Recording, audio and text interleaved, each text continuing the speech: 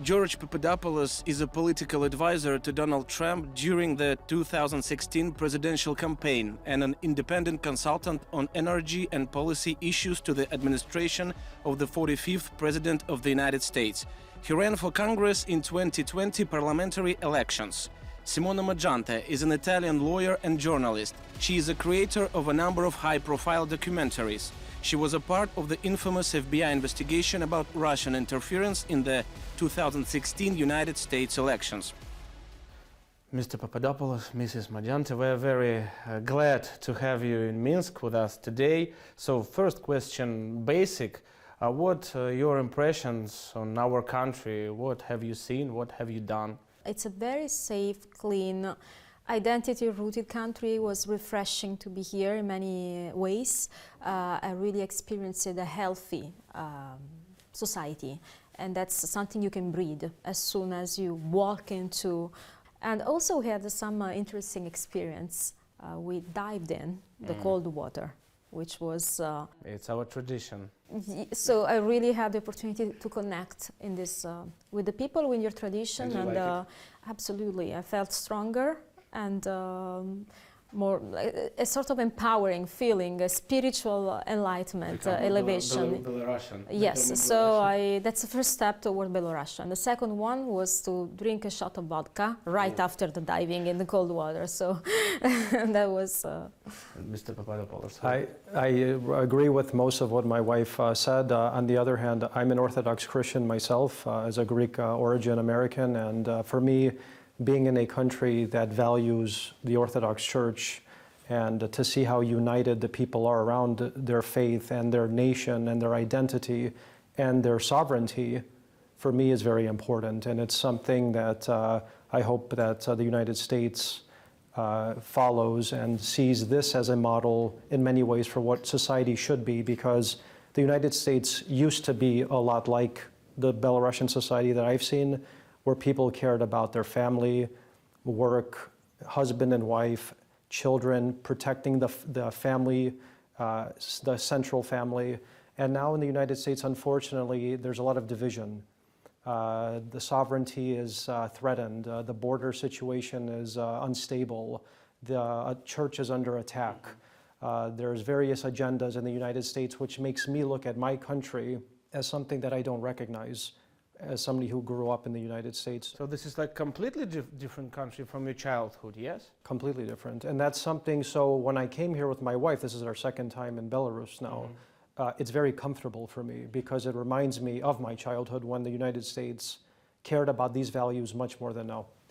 You know, we Belarusian people and American people have something in common. For example, the United States are true to its values, true to its national interests and foreign interests, and Belarus as well.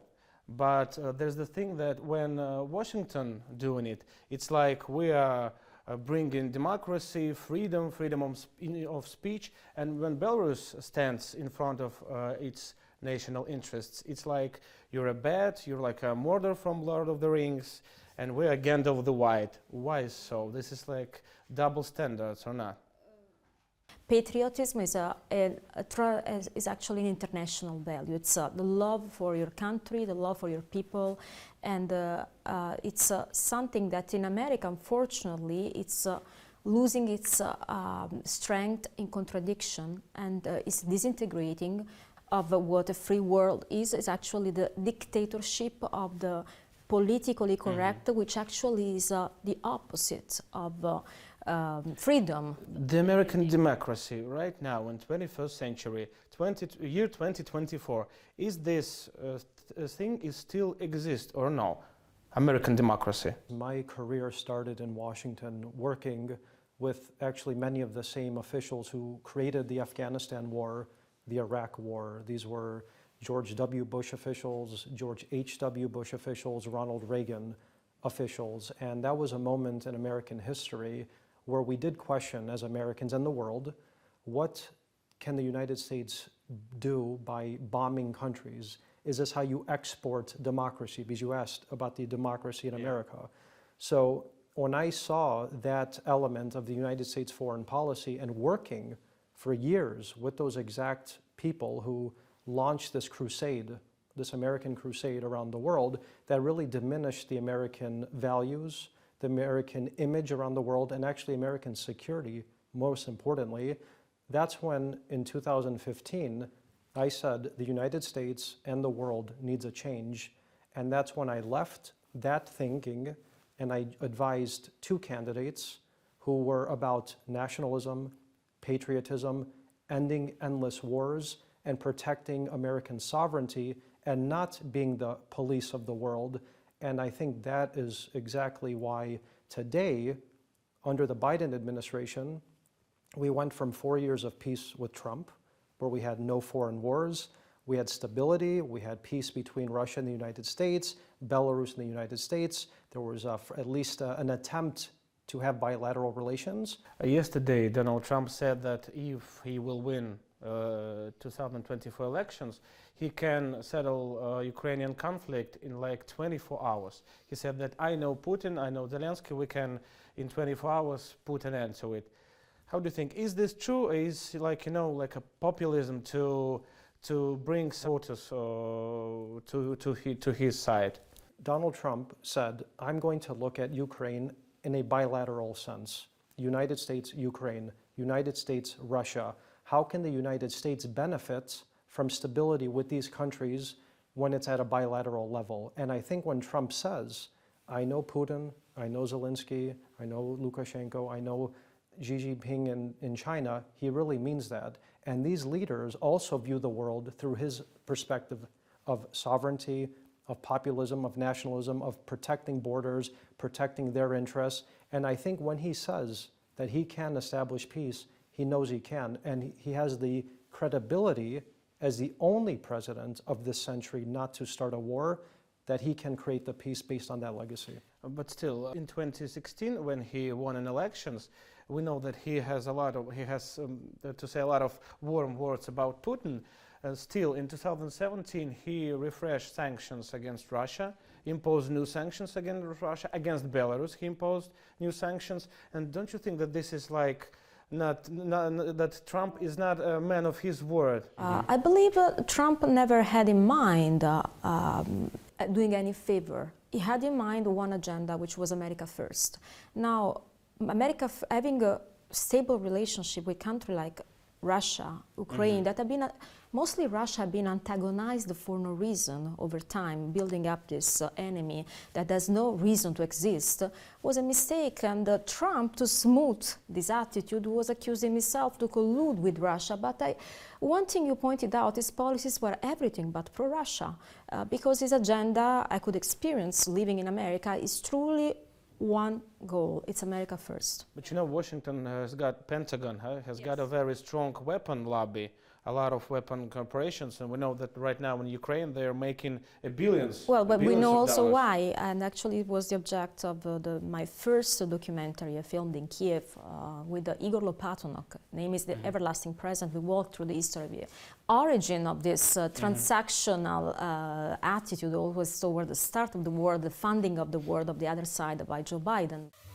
The Mueller report is the official report documenting Russian efforts to interfere in 2016 United States presidential election. The report was criticized for leaving holes in the investigation. However, the document states that Moscow's intervention was illegal, large-scale and systematic. Nevertheless, the prosecution had no direct evidence. George Papadopoulos also acted as one of the main culprits in attempts to build bridges with Russia. The District of Columbia Court sentenced him to prison time, community service and a fine. Mr. Papadopoulos, question to you. Mueller report in 2016, you are one of the reasons why this report is even existing. So I will ask you straight, are you a Putin's puppet? I'm absolutely not a Putin puppet. I'm an American citizen who believed in stability between the United States and Russia. It's actually one of the main reasons I did want to advise Donald Trump, because I believe that stability and peace between the United States and former adversaries like China, Russia, Iran is good for America, it's good for the world. So if that makes me a Putin puppet, then I guess I am, but I'm not. And unfortunately, you mentioned the Mueller report. It was a scandalous moment in American history. And you even went in jail, yeah, for Yes. like 14 days, Yeah. if I'm not mistaken. Yeah. I went 11 days. Many other Trump advisors were actually sentenced to prison. His campaign chairman also spent years in prison.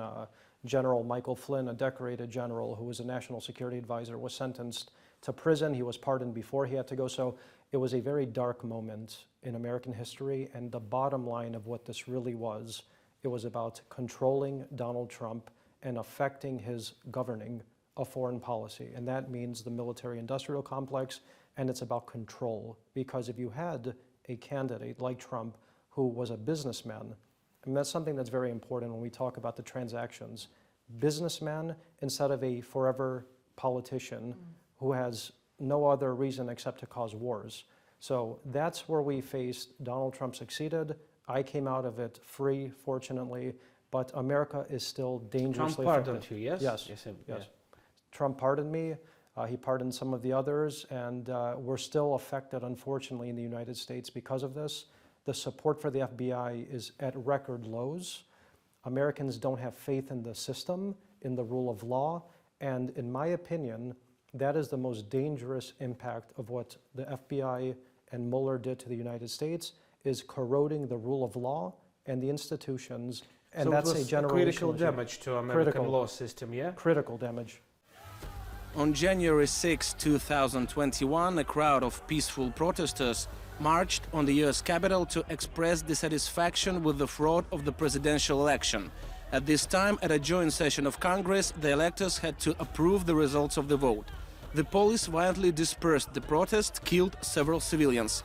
Electoral colleague confirmed Joe Biden as president and accused Donald Trump of incitement of insurrection.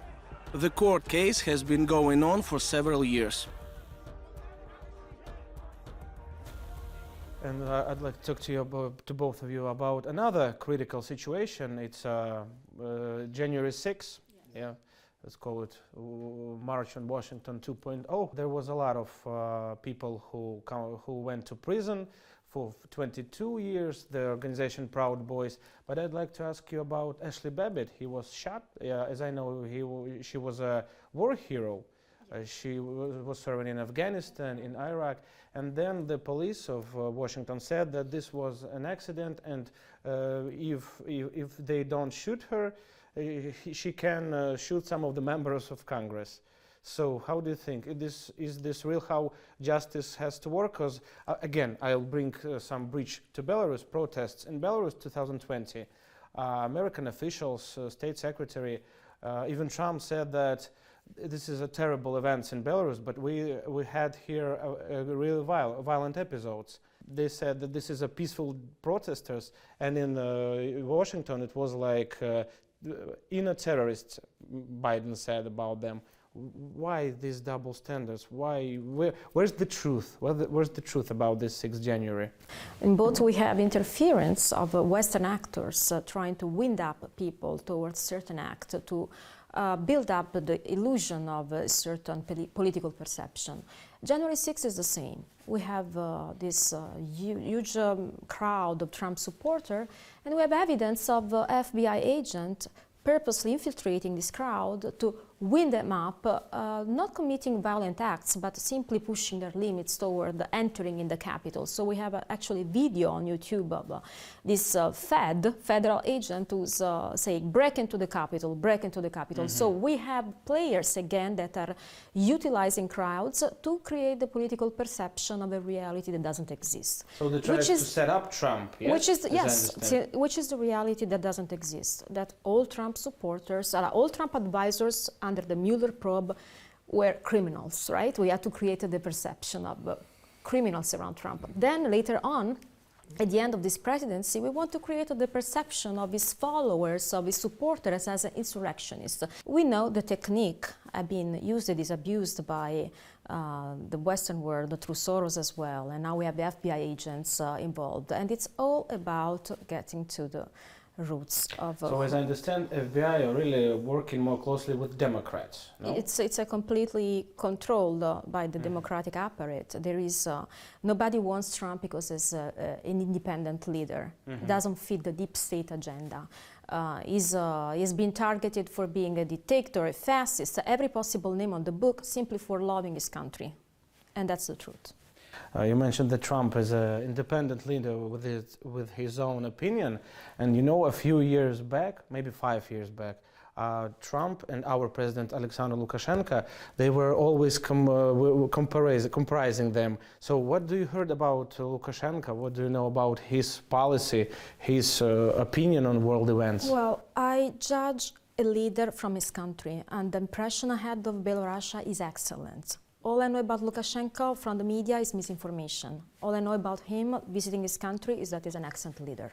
If you watch the American media, they call Putin, Lukashenko, the Iranian leadership, China's leadership. Dictators, authoritarian leaders. Everybody who goes against the globalist agenda or against the interests of this agenda, including the military-industrial complex, becomes a dictator, an authoritarian, and it's something, unfortunately, for them, the American people are seeing through. And going back to what Simona said about January 6th and these setups, this has been the disturbing trend that we have seen and the American people are seeing, that when there is an individual who wants to fight back against these corrupt actions, against making America enemies with various countries, the deep state goes and sets people up, they infiltrate, and they try to destabilize America from within. Now, unfortunately, they can't do it anymore because so much has become public, and I think that's why January 6th even happened. I think a lot of what January 6th was about how Mueller destabilized the Trump administration. People saw that the FBI was weaponized against him, and then they said they're trying to do it in the election now. That's how it resulted in many questions. People questioned the results, Trump himself questioned the results, and the rest became history. So that's unfortunately what we have seen from the America and how it deals with the rest of the world. But my opinion of Lukashenko is what Simona said. I determine a country by the people, what I see from the ground, and this is a wonderful country. It's a country that I think is patriotic. He annoys so much White House. He annoys it because it cares for its people, doesn't care for their agenda.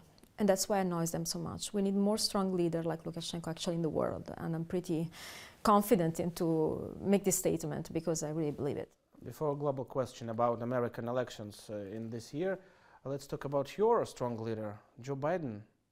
What can Sorry, is that a joke? For us, it's like for us, we're on the other side of the world, yeah, but he's like a joke. He's a joke. He's shaking hands with her. He ran away from Eastern Rabbit. He said that mortgage rates are lower, but they are higher. So what's the deal with him, and does he really the only Democrat that can go to elections right now?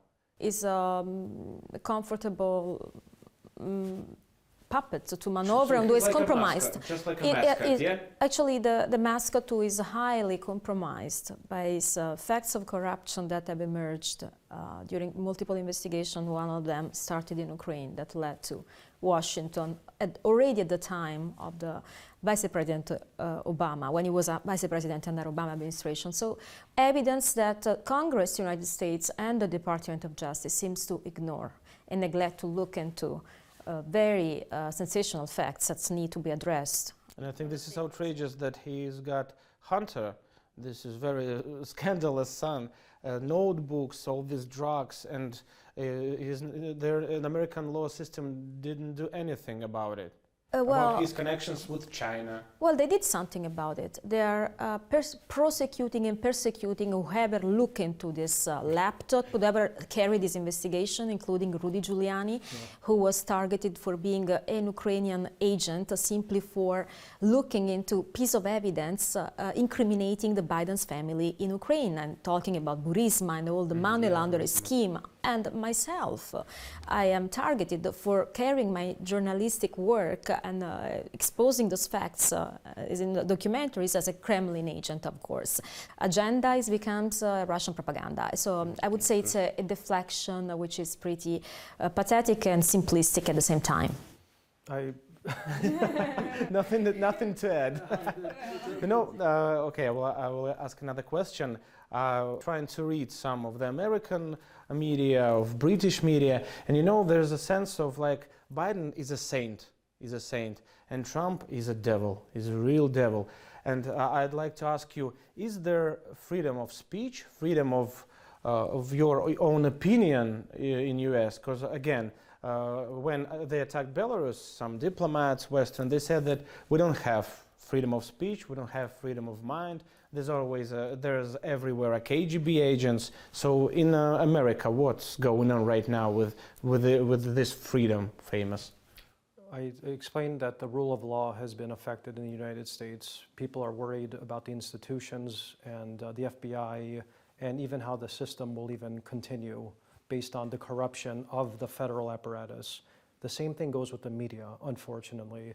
Some in the United States media call Russia, Belarus, Ukraine, former Soviet countries as state-run media, Pravda, propaganda, no real media, it's all fake news. They specifically take orders from the intelligence community and the White House, the Democrat leadership. So they're not independent, absolutely as they not. used to say. Absolutely not, and I could say that unequivocally. They're not independent. They specifically smear conservatives. They specifically do the bidding of the Democrats and the intelligence community and the military, and they have been one of the most important tools of the Democrats. And Joe Biden, how do you think? In 2021, when he became a president, I remember a cover of a Time magazine where Biden stands in a very gloomy Oval Office. There was fire everywhere, some trash, and there were big signature day one. It means that Biden have to repair all damage done by Trump. So right now we can say that almost his term presidential is over. So how do you think, what Time should put on the cover of its magazine in next January? I think when they make a new cover next election, it should be Biden sleeping in a bed with Sleepy Joe, with an image of mass illegal migrants from all around the world coming through the Mexico-US border. It should show devastated cities due to the failed economic policies and the inflation and the homelessness and the drug epidemic, which is really destroying American society from within.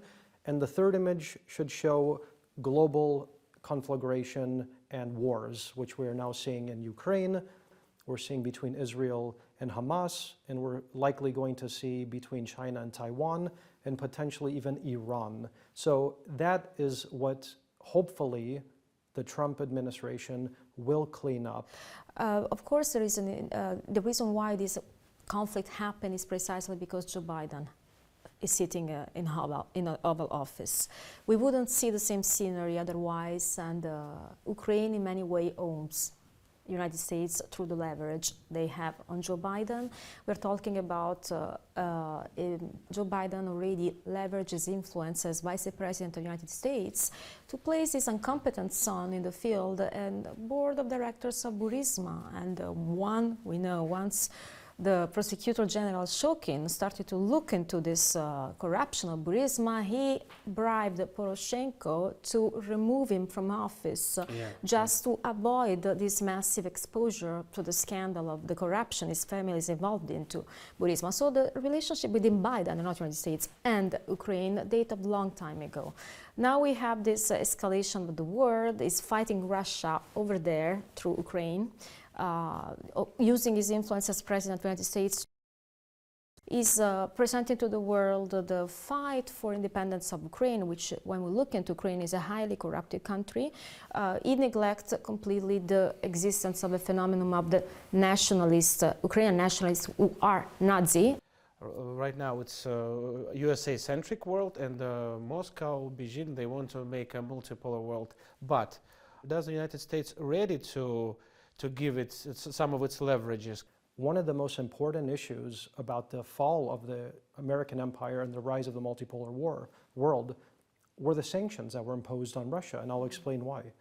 Most countries in the global south, the BRICS countries, they saw what sanctions mean, and that means that with the United States dollar as the reserve currency, they can then find their own state reserves under sanction and frozen, and that would destabilize their economies. So one of the biggest problems of the United States was actually imposing sanctions on Russia, because that made these other countries now say, wait a minute, if the United States is in charge of the world and they have the reserve currency, look what they can do to us now. And I think that's why China, India, Saudi Arabia, Russia, South Africa, Brazil have all begun to work and collaborate in this new multipolar world to establish BRICS, establish a different currency, and to trade in their own currencies instead of the US dollar, which I think not enough people are focusing on in the United States. But you, as an American citizen, yes, are you okay with that fact that that United States are no longer the main country in the world? Are you okay with that? Drawing the European Union to following these blind policies which are completely counterproductive. I make an example about Italy. There is absolutely no reason why Italy, who has been one of the biggest economic partners with Russia, who imports gas from Russia, Germany as well, it would implement a sanction to Russia. A few days before, United States, they excluded Russian potash fertilizers from a blacklist because they put these fertilizers into the essential goods list, so they're not under sanctions. We are self-sabotaging our economies, even because we sometimes forget the world is much bigger than the Western portion, and there is markets are huge out there that doesn't include us. A lot of media, a lot of Democrats, they were trying to cancel Donald Trump. There was a lot of trials. They said that he is a fraud, that he's have some problems with his real estate. Still, he, as I know, he won caucuses in Iowa, yes, and now he is going to New Hampshire, and maybe he will win there too. So I'm talking about elections. So what do you think? Donald Trump is the real number one candidate from Republican Party for the elections? First thing, in 2016, there was election interference. It was subtle election interference with the FBI, with MI6, what happened to me, what happened to Trump, all of these countries coalescing around him to sabotage him and to frame him. Now, in this election, it's interference, but it's overt. The Department of Justice now is so weaponized against him, where they're leveling any charges against a former president for the first time in history without basis. I think Trump is the winning horse, if I can use this expression. I see the winner there. If you put your money on him, yeah? Yes, exactly. The results don't lie. The results don't lie. We have to be results-oriented. Look, Trump is a popular candidate, yes, but we had 2016 Mueller report, all these allegations about Russian connection. Why not? If they don't like the results, they can say that this is a fraud, this is a Kremlin's hand. They will. They already started. They have, as I said, they should become a little more creative. Because by now we still have the same one, which is Russia, Russia, Russia. The mantra, their obsession. So they waking up in the morning and Russia. Russia, Russia, Russia. And they even say have a Russian accent. That, you know, like they hear and feel and see Russia everywhere. I believe Trump is going to be the next president. My only doubts are in the manipulation of their electoral system, which is everything but guaranteed. It's, I think, one of the few countries in the world where you don't need an ID to vote. And you can do it remotely from home through an electronic system. This should be changed. President Lukashenko, in June 2023, journalists asked him about elections in USA, and he said that it's a very interesting but messy show. Do you agree with him? 100%. Yeah. And it's a lot because of the situations with the various states. For example, if you're a Democrat state, for example, New York or California or Illinois, and your local government are Democrats and have interests in Joe Biden winning, you can be corrupted to assure that you throw out votes of Republicans, put them in, and that's what Trump is talking about. I think even Vladimir Putin went viral recently talking about how bizarre this voting system is in America, because that's what's happening and why so many people are now questioning the system, the rule of law, the integrity of the democratic process. So this is something that America once, used to bomb countries to export democracy can't even make sure its own democracy is secure at home. Our foreign policy, Belarusian, is like we're like a big teddy bear, and we're always saying, come on, let's be friends, let's have a peace. We were trying for 8 years to make some kind of a peace agreement for Ukraine, but it didn't work. How do you think why it didn't work, and why peace today is not in trend, I would say? Because they're ruled by other interests. They largely proved to be ruled by other interests than peace. And to make peace, you have to be two, in terms of bilateral peace. Ukraine, on the other hand, from what I have seen, from seeing Simona's documentaries there, they decided to go completely in with the West, with NATO, with the United States military, to simply be a launching pad against Russia. How do you think, what do America, United States, and maybe American citizens can learn from us, from Belarusian people?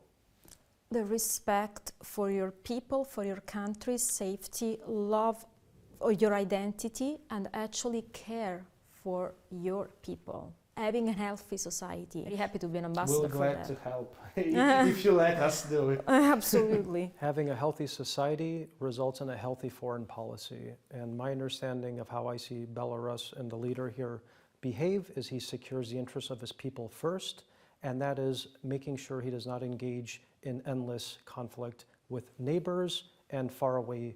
And that has been the theme of this conversation. The world would be a much more stable and prosperous place instead of looking for conflict with countries near and far. Mr. Papadopoulos and Mrs. Mangiante, thank you very much for a very interesting conversation. Thank you so much for having us. Thank you very much for having us.